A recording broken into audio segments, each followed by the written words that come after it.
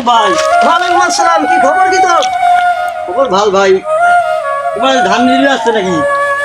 ধান কেন অনেকদিন থেকে নিয়ে আর না, ঘাসতের দাম লাগছে বুঝছিস।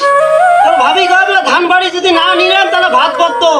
এই জন্য রে ভাই আজকে ফাঁকসাস পাইছো আসিয়া ধান বাড়ি নিয়ে শুরু করছো। ভালো হয়েছে ভাই না? হ্যাঁ ধান মোটামুটি আল্লাহ দিছে। আর যে পাই ধরছেন ভাই, হ্যাঁ যে ওই পাতা ঠেকাই দিয়েছে যে সবাইটা লাগবে।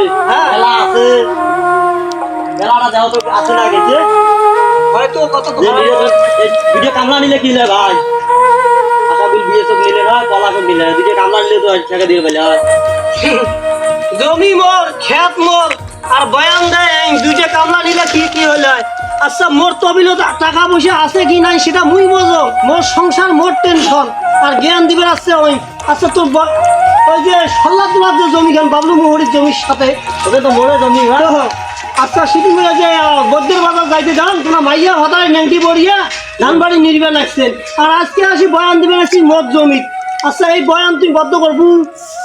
তুই এত কি কি রে ভাই? আরে বদ্ধ করবো বয়ান। মাইজের আগত ঠিক যা গল্প করি যা, ঠিক যা। মাইজের আগত গল্প যা। করি কত বড় বয়ান দেওয়া মোট ধান তার চোখত ধরছে না মানুষের ছাদ দেখলে হিগড়ি ওঠে। মাইয়া ভাতারে নেংটি পড়িয়া যায় সল্লাদ তোমার জমি নির্বে লাগছে না মরে আসি বয়ান দিবে লাগছে। আরে যা যা যা যা তো বয়ান দিস না। বাপরে বাপ মোর বয়ান দেওয়া ইয়া লোক রে।